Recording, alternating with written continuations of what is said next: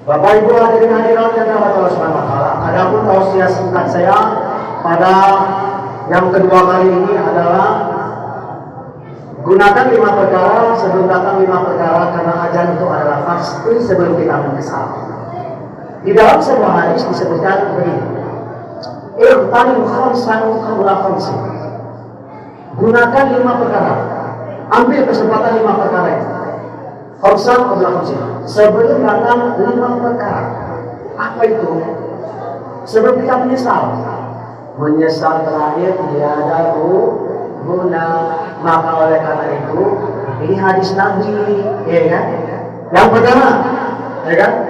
Syababaka qabla haramika. Gunakan waktu kita masih muda, masih sehat, masih kuat sebelum datang waktu tua. Nah, waktu muda ini itu luar biasa sebenarnya kan? Sholat ibadah kita insya Allah bisa pun sebelum datang lemah. Kalau datang kan lemah 40-an itu bisa kedua orang seperti 4 tahun.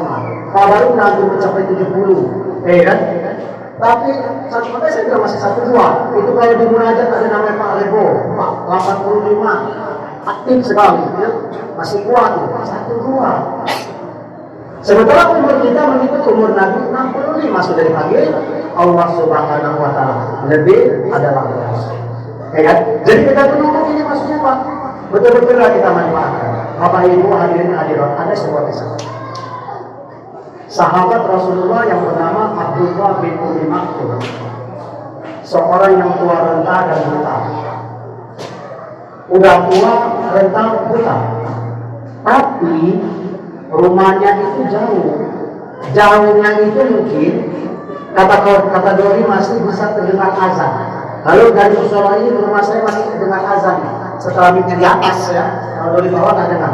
Sampai di atas masih dengar. Kan lumayan jauh, hampir lebih kurang 100 atau 200 meter ya rumah saya. Di dalam kisah ini biasanya ya kan, Abdullah bin Ummi Maktum selama hidupnya tidak pernah meninggalkan sholat berjemaah. Ya? Tidak pernah meninggalkan sholat berjemaah. Ketika Bilal bin Rabah mendengarkan azan, dia tetap pergi berjemaah. Tapi dituntut oleh keponakannya karena dia buta. Satu hari setelah keponakannya meninggal, Abdullah bin Ummi Maktum menghadap Rasulullah SAW dan berkata, "Ya Rasulullah, bolehkah aku sholat di rumah?" Kenapa? Kata Rasulullah, "Karena keponakanku sudah meninggal. Dia yang selalu menuntut aku dan bukan ke masjid." Oh begitu. Apa kata Rasulullah lagi? "Kamu masih dengar azan?" "Dengar ya Rasulullah." "Oh kalau memang masih dengar azan, karena itu adalah kewajiban, datang ke masjid. Tidak ada alasan. Kecuali memang kondisinya banjir, sakit dan tidak memungkinkan dia datang ke masjid. Ini untuk kaum laki-laki yang wajib. Ya. Jadi singkat cerita, karena ini perintah daripada Rasulullah SAW, Abdullah bin Ummi Maktum yang tua renta tadi, di dalam kisahnya disebutkan dari rumahnya menuju masjid dipasang tali yang begitu panjang. Setiap dia ingin sholat berjemaah, tali tersebut dirawat sampai lagi masjid. Suatu ketika, karena dia ingin tergesa-gesa atau terburu-buru, begitu mendengarkan azan, wudhu dan cepat-cepat pergi ke masjid, terjatuhlah di tengah jalan. Kenapa? Karena tergesa-gesa. Akhirnya kembali lagi ke rumah. Satu rumah dia berwudhu dan ingin cepat-cepat. Akhirnya kali kedua jatuh juga di tengah jalan. Balik lagi ke rumah. Dan kali ketiga, begitu dia ingin jatuh, mau jatuh, ada seorang pemuda yang tegak di bawahnya Abdullah bin Maktum ini, dibawa ke masjid. Begitu selanjutnya, asal mau jatuh dibawa ke masjid. Tetapi yang mengherankan daripada Abdullah bin Maktum ini adalah dia kok pemuda yang gagah ini, setiap saya masuk ke masjid, dia nggak ikut ke masjid, nggak ikut sholat. Ada apa gerangan? Satu waktu setelah sholat, Abdullah bin Maktum sahabat Rasulullah ini bertanya kepada sang pemuda, "Wahai pemuda yang gagah, kenapa engkau mau menolong aku ketika aku asal mau jatuh, tapi kamu nggak mau sholat bersamaku?" Apa jawab daripada sang pemuda tersebut? "Wahai bapak tua renta," katanya, "jangan doakan aku didapatkan hidayah sehingga aku untuk mau sholat. Aku saja doakan aku iblis. Nah, kenapa? Kata Abdullah bin Mas'ud.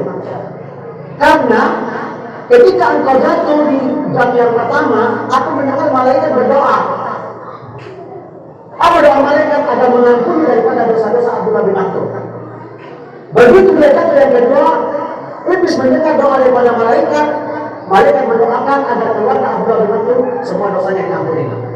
Nah, yang namanya iblis ini kan cemburu kan, nggak mau dia, wah ini jatuh yang ketiga, apalagi yang diampuni dosanya. Ternyata dia ingat bahwasanya apabila jatuh yang ketiga, dosa-dosa seluruh kaum muslimin akan diampuni. Karena dia nggak mau, begitu mau jatuh dibopok oleh si iblis tadi. Ya, nah daripada kisah ini ternyata masya Allah luar biasa, kita ambil kesimpulan. Abdullah bin Mas'ud yang keluarkan tabuka saja, ya sampai sebegitunya memperjuangkan agar tetap mau ke masjid gagah kuat. Ya ke masjidnya laki-laki ya yang wajib ya. Perempuan tak wajib ke masjid ya, nggak wajib. Jadi perempuan tetap lebih afdal sholatnya itu di rumah. Tapi kalau waktu tarawih silahkan kita beramai-ramai ya, supaya motivasi sendiri. Kadang-kadang kalau di rumah kan boleh jadi tinggal pulang sholatnya. Ya kan, kalau sedikit karena ada jiwa malas gitu. Tapi jangan bukan wajib. Tapi sebenarnya kalau dituntut laki-laki itu wajib. Ya. Oleh karena itu hadirin hadirat, bapak-bapak, ibu-ibu yang rahmat Allah Subhanahu wa taala. Konon yang masih murah, ya. Masih muda, masih kuat. Orang yang muda dan kuat mengangkat barang yang berat tersanggup masa mengangkat selimut di waktu sholat subuh. Begitu azan dilakukan as-salatu khairun minan naum. Ya enak pula aja ya, panjang menjadi ya pun as-salatu khairun minan naum. Selalu dari orang enak aja ya. As-salatu khairun minan naum. Enak ya, karena paling kita aja ya. Nah, dari apa itu kan? Berimis pula aja tanpa dosa. Ya kan? Memang berat itu cian. Tapi kadang-kadang ini motivasi sebenarnya. Ya kan? Ustaz itu kan orang dulu sahabat. Iyo, sahabat. Tapi sekurang-kurangnya adalah motivasi untuk kita, maka sering-seringlah kita membaca sejarah. Nah, itu yang pertama ya.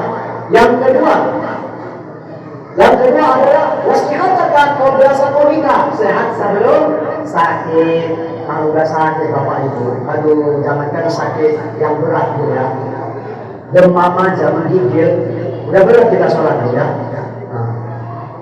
Menggigil gitu, apalagi mungkin ya syukur ya, kita bersyukur imamnya mungkin selama ini enak-enak yang bawa, nggak terlalu cepat, nggak terlalu lama. Kalau terlalu cepat juga jadi masalah. Yang ketiga, wahina kabla maghrib. Waktu kaya sebelum miskin. Bapak Ibu, ini kan bulan Ramadan. Ada rezeki kita masih ada kekuatan rezeki kita. Mari banyak-banyak bersedekah. Di Ramadan kita masih punya kekuatan keuangan, maksudnya secara finansial uang kita lebih, berbanyaklah sedekah. Karena harta enggak dibawa mati, ya kan? Berbanyak bersedekah. Satu hari 2.000 perak itu enggak apa-apa, tapi rutin. Berbanyak namanya sedekah subuh, niatkan, ya kan? Sedekah itu menangkal bala, sedekah menangkal bala, penyakit dan lain sebagainya. Semampu kita, seribu nggak apa-apa, macam-macam panggil anak-anak sedekahkan. Itu kita mampu, karena kita ada harta kita di situ, ya kan? Yang ketiga, yang keempat, waktu kosong, waktu luang. Waktu kosong kita berbanyak baca Quran. Nanti kalau udah sibuk, ya ibu-ibu masih ada waktu kosong, baca Qurannya sebelum nanti waktu dapur mengebul, ya.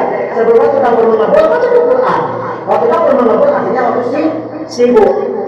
Itu kita gunakan. Dan yang penutup atau terakhir, wahayataka qabla mautika. Inna lillahi wa inna ilaihi raji'un. Kullu nafsin za'iqatul maut. Aynama takunu yudrikumul maut walau kuntum fi burujin musayyadah. Alhamdulillahilladzi khalaqal mauta wal hayata liyabluwakum ayyukum ahsanu amala. Ini adalah dari tentang kematian Bapak Ibu. Pak Bro, yakin nggak? Mati pasti nggak? Siapa yang merasa dia hidup seumur hidup nggak akan mati? Seolah-olah dia bisa hidup 1.000 tahun. Ada? Mau Bapak Ibu? 1.000 tahun mau hidup sih? Nggak ada lagi, kami udah meninggal semua. Maju sendirian dulu. Di Delhi tua ini, ibu sendiri di jalan. Kalau bapak-bapak jadi waktu sudah 5 meter. Ya kan? Bukan lagi putih rambutnya, merah, campur, belang, ya kan? Campur-campur kan? Ayo, 1.000 tahun. Itu ibaratnya pohon. Dengan pohon dipotong tadi. Ya, mudah-mudahan jadi terang ya. Gara-gara enggak 1.000 tahun dipotong ya. Itu pohon bukan lagi ini, udah jadi semaklukan. Jadinya artinya tak bisa maklukan apa ini. Tapi nggak ada yang berkawan ibu, generasinya udah generasi lain kan nggak enak kan? Nah, tapi kalau kita sama-sama meninggal yang sama, alhamdulillah nanti kita jumpa di surga sama-sama. Ada surga di sana, ya kan sudah yang biasa memposting di YouTube. Nah, jumpa kita di surga sama-sama. Pasti yakin nggak ada yang kita di sana. Ya kan? Kita berdoa kepada Allah Subhanahu Wa Taala. Ya Allah, masukkanlah kami ke dalam surga-Mu bersama orang-orang yang baik-baik. Bapak Ibu hadirin hadirat yang dirahmati Allah Subhanahu Wa Taala. Demikian tausiah singkat 5 perkara sebelum 5 perkara, manfaatkan, gunakan. Mudah-mudahan memberikan motivasi kepada saya sendiri, kepada kita semua, dan kita berdoa semoga puasa kita pada tahun ini menjadi puasa yang diterima oleh Allah